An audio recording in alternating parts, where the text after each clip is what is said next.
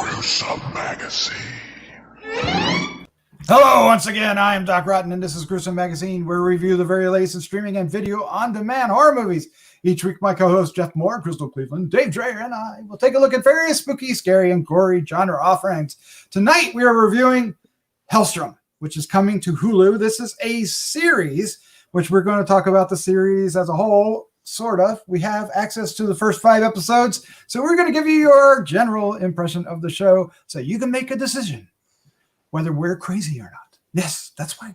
All right, what we're going to do is we're going to give our first impression. We're going to talk about it a little bit, and then we're going to give our final thoughts, our score 1 to 5, and our favorite scene. You want to wait for that. That's what you want to stick around for. But let me introduce the crew, starting off with the one and only Jeff Mohr. How you doing, sir? I'm doing excellent, but can we hurry this up? Because I got to keep moving. I got a Hellstrom on my tail. No, I don't. What would you do without my unfunny lines? I don't know. Trapdoor, please. Trapdoor. All right. Also joining us is Crystal Cleveland. She's a living dead girl. How you doing? How's it going? Pretty good. Pretty good. I don't think our crazy is in question. I think we already know we are. It's just about whether people agree with our reviews. Yes. Well, you seem to be surrounded by a pair of pretty sexy siblings, maybe. Totally. Yeah, totally. Yeah, I don't know. Actually, what's crazy is I don't know which one is hotter. Oh. I think she is. She is. I think she's hotter. That would be my choice, but is it the haircut?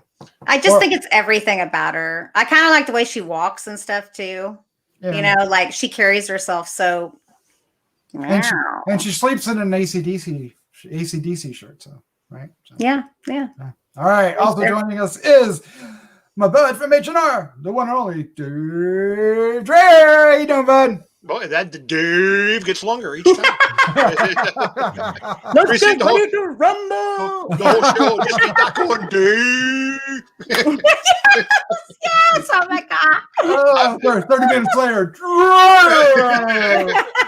Good night, everybody. I'm doing good. I'm doing good. Let's talk some Hellstrom. Let's do. Yes. All right. How many of you here knew that Hellstrom was based on a Marvel comic series? Well, because you told us. And I was going to say, I only knew because you told me. Well, before I told you. No clue. I didn't think so. It's a little known. And I love comics. A lesser known. Yeah, it's a lesser known character. It does say Marvel on the title screen, I think. It does? Yeah, it does. So. But Daimon Hellstrom was in the 70s called just straight up the Son of Satan. And his sister was called Satana. And they shortened that to Ana for the series, at least for now. We don't know if it stays that way for the entirety of the show. But the big question is, who is the father?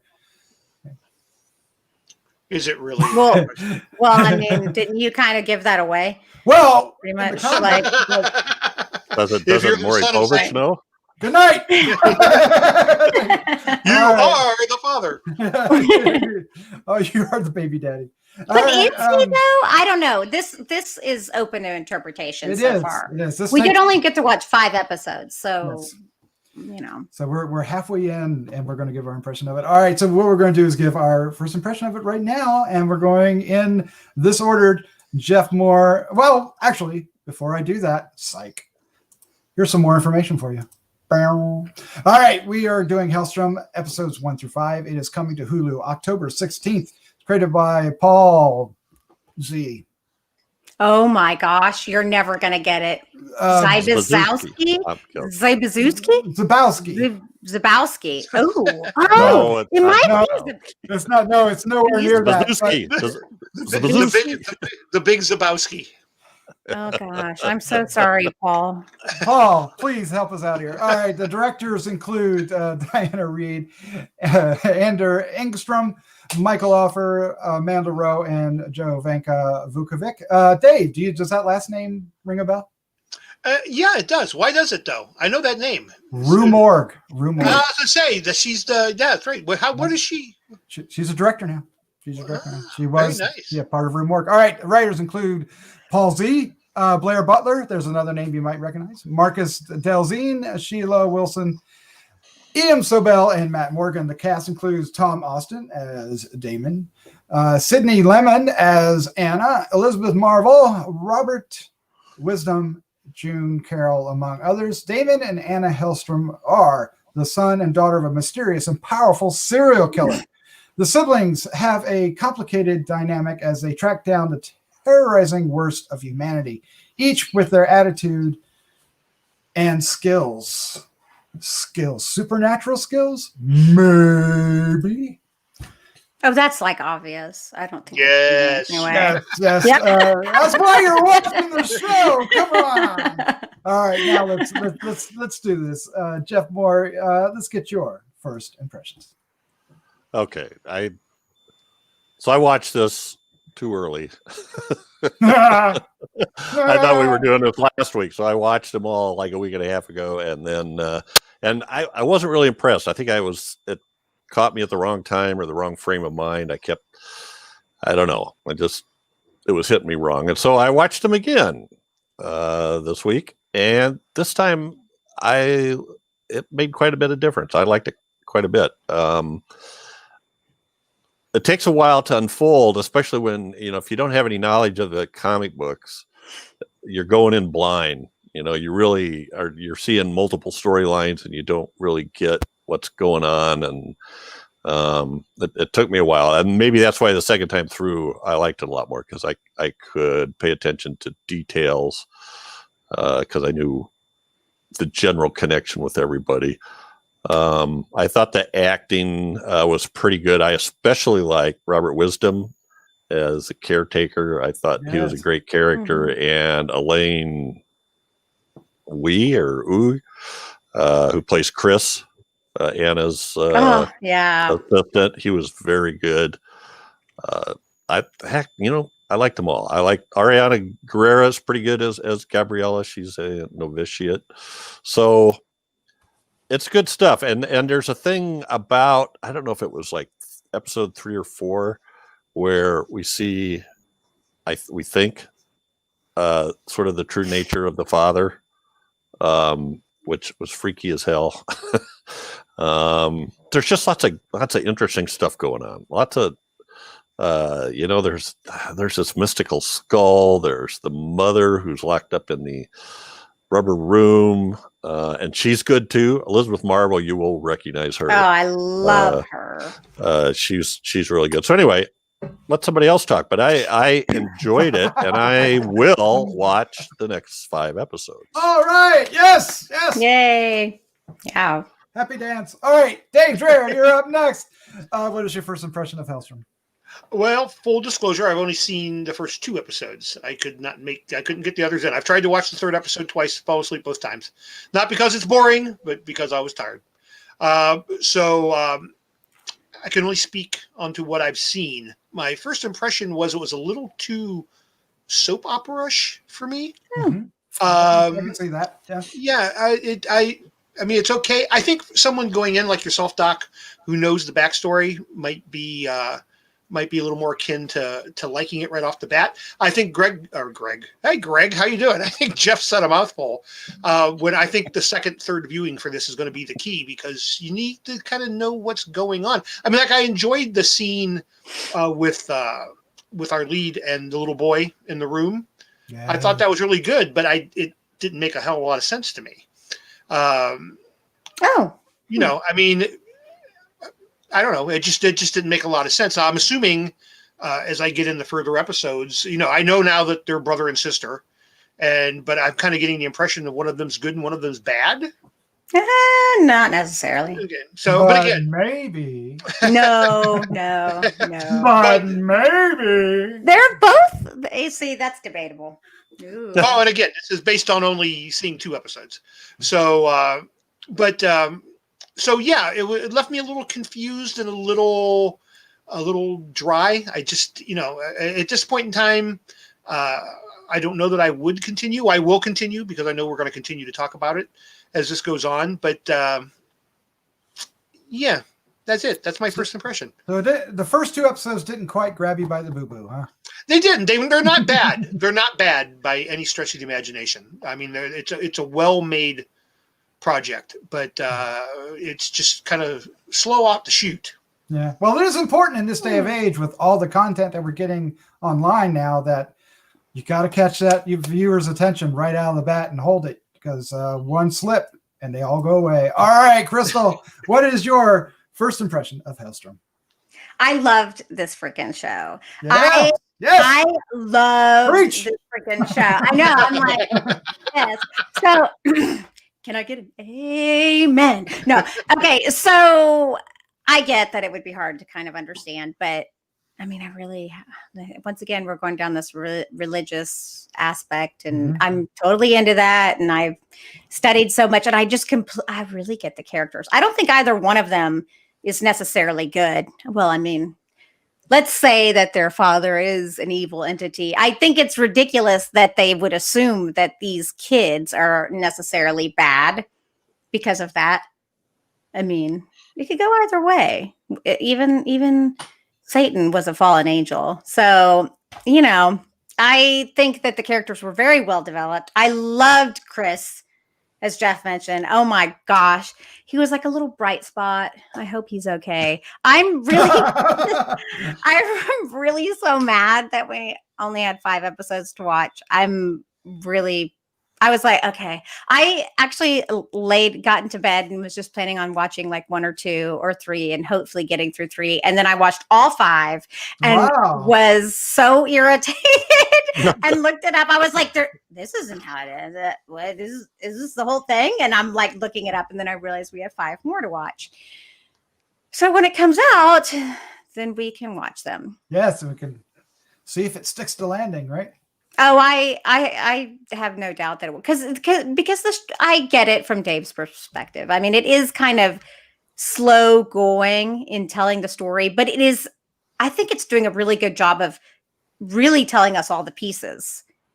And so I feel like we're getting a lot of the information that we need to. I mean, we know who their mother was possessed by. We know what their relationship was. Cathara, there's just, we've gotten a lot of information. So, and yeah, Elizabeth, she's phenomenal. I think the acting in this is super great, and I'm really interested to see what sort of abilities the siblings have. Well, on their own, because apparently they can get stronger, and together, because they're stronger together. Yes. Clearly, we do not want a Hellstrom family reunion. The one character, and I think we do. We do. And you know what? She's not bad. So she goes and she kills some guys. They're bad people. I don't have a problem with that. I don't have a problem with that, what she's doing. I mean, and he's like, oh, boo-hoo. I didn't know you'd have it in you to kill people. They don't exactly have a loving relationship, right? He's a buzzkill. That's probably why I'm less attracted. Yeah, yes, and he is. I mean, she's killing people who are murderers and shit, murderers and stuff. I just feel like she's doing the Lord's work. Yes, you're talking about Ana. Yes, in this case, not the mom. Although she kicks some ass too, or at least something involved. Crazy. Yeah. All right. So I am the Marvel zombie here. I love Marvel comics and Hellstrom, Son of Satan. I love the monsters from the 70s, which had Ghost Rider, which, by the way, is where Caretaker character came from. Oh, Caretaker. That's cool. So it just became part of all the supernatural characters, but that and Monster Frankenstein, Tomb of Dracula, Werewolf by Night, all those characters were my jam back in the day, and Daimon was part of it. He's the one that's the hardest one for Marvel to kind of continue to wrap their heads around, because it's kind of dangerous to play in that field and make the guy too good, right? Because of his connections are a little bit more literal in the comics than they are here. Having said all that, I was looking forward to this because, and it isn't anywhere near an adaptation, a literal adaptation of the comic, other than the characters' names, and even those have been changed. Instead of Satana, it's Ana, of course. That makes sense. But basically, the gist of them are here, and I think we're going to get some visuals over the next episodes that will start bringing in some things that we're those who are Marvel fans are used to. Little hints, but. Having said all that as well, I really like this. This really caught my attention. I really like the characters. It is slow to start, and I think that's a dangerous move to do in this day and age. But I would say by the time the 5th episode is complete, I'm all in. I'm all in with this. I would say, I'm trying to think of when I really got on board 100%, and I really think that you have it helps that the siblings get together, right? That Daimon and Ana, don't come together, and they meet up for the 2nd episode, but they don't quite become chums again, if you will, until the 3rd or 4th one. And we have to get introduced to all the sub characters, the supporting characters, if you will, and that works out because as you get to know them, the show becomes stronger too. We actually end up with a really strong cast of characters on all sides. So. The supernatural elements are fun. There's, Daimon shows off his supernatural talents early on with the kid who may or may not be faking it. And there's, possessions abound, people floating around or being thrown around. Magically. So are you saying he wouldn't know whether the kid was faking it or not? Oh, I think he would. Yeah, me too. I will say, what they really knock out is this one-eyed skull demon thing that they find a sarcophagus.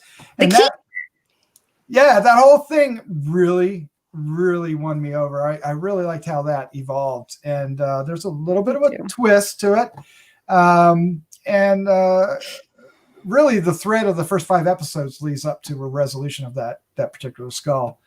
And it's kind of cool. I really like it. And the design of that skull, and when it, oh man, it's like, oh dude. And so for me, I'm as a Marvel zombie, this is a big thumbs up because I really enjoyed it, and it was a serious take, but not a literal adaptation of the character from the comics. And you couldn't do it literally and get away with it because it'd just be too damn silly. But this is a good way to tackle it. It's a good way to tackle it. Yay. Yeah, that was pretty crazy when Chris stuck his arm in the skull's teeth. I call that the vampire bite because it does look like vampire fangs. That was crazy. I also liked how Gabriella she gets one view of how they deal with demons, and then she gets another view of how they deal with demons, and she's really upset about it. But she gets more experiences that gets her to kind of see both sides of it, I guess. At least she was kind of annoying for a while, but then I was about to say her character. I really hope that I felt like she was very drab. She really has not brought much to the story. I'm hoping that they're going to, other than she's not even an antagonist. She's just. So I hope that they do something with her. She's the normal one that's thrown into this world, and they keep hiding stuff from her, and they gradually release that information, and she starts to understand what all's going on. Everybody else in the story knows what's going on, right? Yeah, but she's not even working as that for me. She's just. Yeah, she needs a little bit more oomph to her. I think there's one episode where she's stronger than others. And then I feel like she's kind of left out of the mix toward the end. But I will say that I really like the relationship between the caretaker and Louise Hastings, the lady who's taking care of the mental hospital, because they have a shared history, and they make it work, right? So you feel it. It hasn't fleshed out enough yet, but we're only 5 episodes in, but you really get the tie between the two. And then of course we learn a secret about her, and then why Gabriella is there and what her intention to do with Gabriella is. And so there are stakes. It feels like there's stakes. There feels like there's a big mystery involved to keep it going. So it does have that serialized element to it. So if it does hook you, you're going to get hooked. And I think Crystal and I definitely are hooked. Oh, I'm totally in. I'm in. I'm all in. I'm hoping Gabriella will make more of a stand against the caretaker. I think maybe that's when because I just feel like she's just kind of there. I think she needs more. I think she needs to be given, because I don't mind her. You know, she doesn't have a role yet. She's the role of not knowing anything, but that's not good enough. She needs to have a purpose. And maybe it's the purpose against the caretaker for the people. Maybe. Well, I don't think they've put her in position yet, right? They're building her stance, because she comes in as a full innocent and saying, you know, all this stuff that Damien's banting about is hogwash, and then she starts to learn it isn't, and she really hasn't addressed that struggle yet, right? Mm-hmm. I don't think they've really teed that off yet, so it lacks that. If it had that a little bit more ingrained, I think it would work out. What about the powers? So each of our siblings here, Daimon and Ana, have their own special gifts. How did they work out for you there, Jeff Gregg? Oh, Jeff Gregg. Wait, I like both of their gifts. I mean, I thought it was cool the way they finally told him. I loved the way she dealt with the guy that Chris killed. Me cool. too. Well, they both have telekinesis. They both have that. Yeah. So I don't know, and the stuff she did to the guy at the beginning. It seems like Daimon has the biggest powers right now, to me. I mean, when he decides to exert it on the car crash, the truck crash they come across, there just seems like there's a lot more power there than what Ana has. But I have a feeling she hasn't totally unleashed her. Right. She's more about manipulating, and he's using his in a different way. That car crash scene that you're talking about is pretty tense. I thought that was really well done. Yeah, he also has fire too. Yep. Which is pretty awesome. But she's supposed to be the favorite, like they point out, which to me would say that she's probably the stronger of the two. Just maybe doesn't know that yet.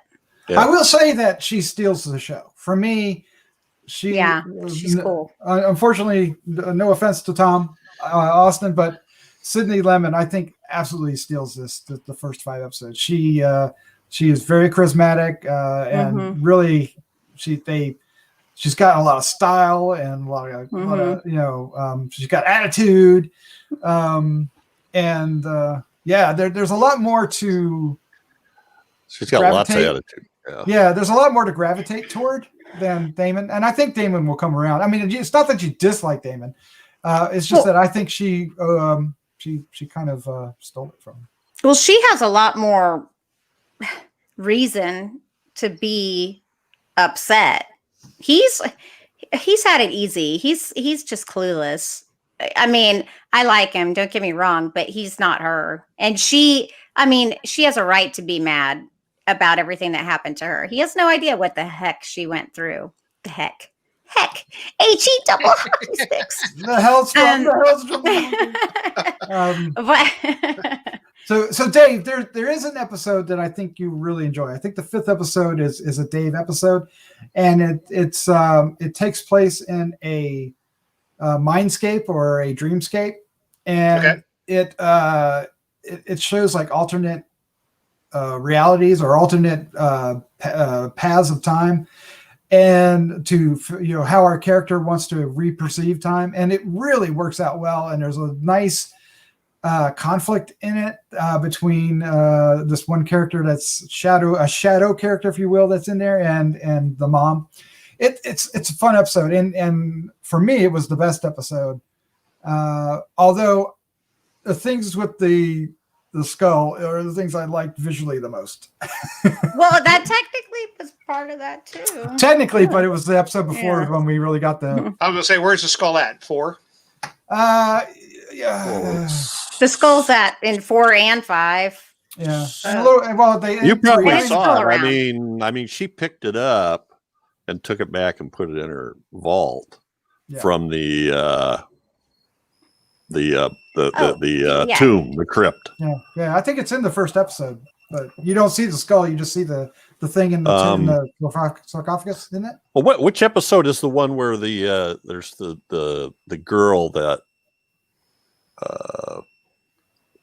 that had an account that the father tried to kill?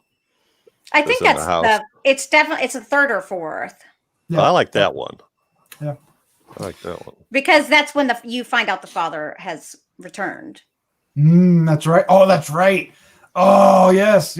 Oh my, The parking garage scene was, I thought, quite effective. Yes. So there's some good stuff. There's some good stuff ahead of you, Dave. You need to. Yeah, I was gonna say it sounds like maybe I just haven't made it to the good stuff yet. Yeah. So that's for all those still listening. That's what you need to take from this is give the first 2 episodes a go. Stick with it. I think by episode 4 or 5, you're going to be hooked, like Crystal and I are, and I think Greg is as well.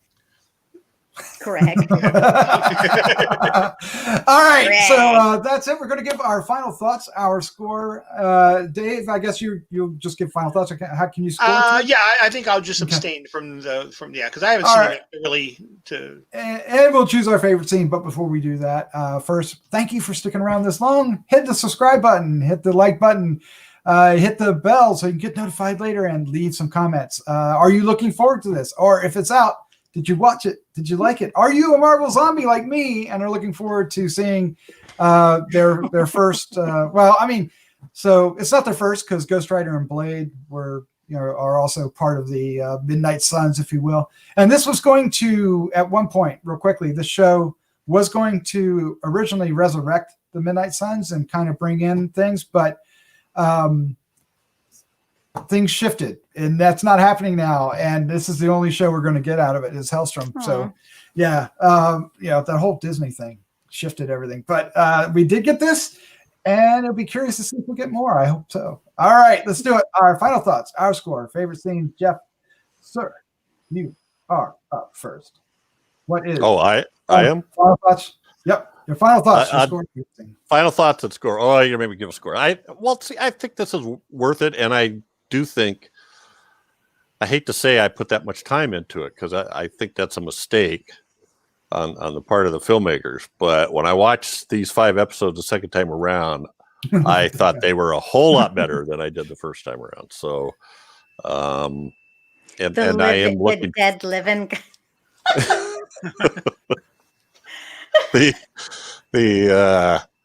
So I thought I liked it better. So I'm giving it a 3.5. Nice. Favorite scene. I'm going to take the kill scene in the parking ramp when Daddy shows himself. So Daddy shows himself, shows his true colors, if you will. All right, Dave. I'm glad you watched the first 2 episodes. You're going to have to let us know about when you watch the rest. I'm going to watch them. All right, Crystal, you're up next. Your final thoughts, your score, favorite scene. Who did that? Who did that? Who did that? The name. I did. I'm like, Greg seemed too flat. It just wasn't imaginative. I'm gonna cry. Okay. So, I definitely think people need to give this a shot. I kind of liked it from the beginning, but I kind of knew what to expect. I knew where it was going. All the Marvel shows I've really kind of, enjoyed and kind of like this whole, it's a little bit dark, but not too dark, entertaining. I'm going to give it a 4. Yeah, I'm going to give it a 4. I wish we had the other half to really make, because I think it just keeps getting better. I think each episode does keep getting better. I'm enjoying it more and more. And my favorite scene, it's not the vampire bite, but I did like that. But no, and you already talked about boxing, when she boxed the body. So box the body, box. Yeah. One of my favorite scenes is when Chris has the skull and they're in the sewers and the skull has an influence over him, and he goes to eat a spider, and then he's like, no, that's where I draw my line. No eating this gross spiders. I just thought that was like so funny. I was like, that's ridiculous. Out of all this stuff, he's like having it bite him, do all this stuff. But he's like, that's where I draw my line. No nasty spiders. No nasty spiders. Yeah, I thought that was funny. All right. Well, I'm a Marvel zombie, so I like this. Dave is right. It is slow in the first couple episodes, but it is worth getting into it and sticking around. I think by the 4th and 5th episodes, it really kicks in. There's a lot of fun. There's a lot of cool design. There's a lot of death and mutilation and fire and Hellstrom. And yes, this is my jam. This is Halloween, man. Halloween. They did a good job. Between this Monsterland and Books of Blood, I've enjoyed the content that they're putting out this year. Thank you, Hulu, for that. So I'm going to give it a 4 1/4. Yay! Yeah, 4 and some change. 4 and some change. 4 and some change. Yes, sir. My favorite scene is going to be in the basement of the house on the 5th episode when the mother kind of figures shit out and confronts her demons, if you will. And I just really thought that paid off really well. It paid off the concept they were doing, the story they were doing, the character arc. It was just really well done. And I was really fascinated with the whole idea. And because it's, okay.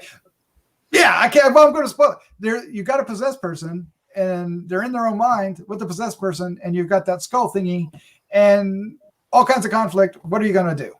What are you going to do?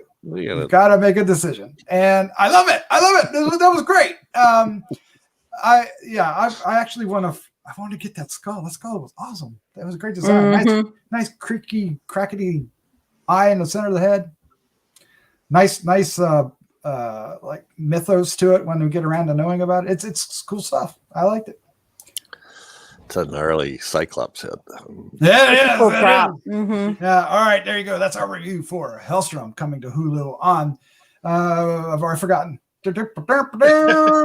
October 16th. Yes. It's like 8 days away. Next week. It's like forever. So check it out and let us know what you think. All right, Crystal, Greg, Dave. Thank you for joining me. Thanks for having us. Of course. Greg. Let's say goodnight. Bye, Greg. Bye, Greg. Bye, Greg. Good night, John Boy.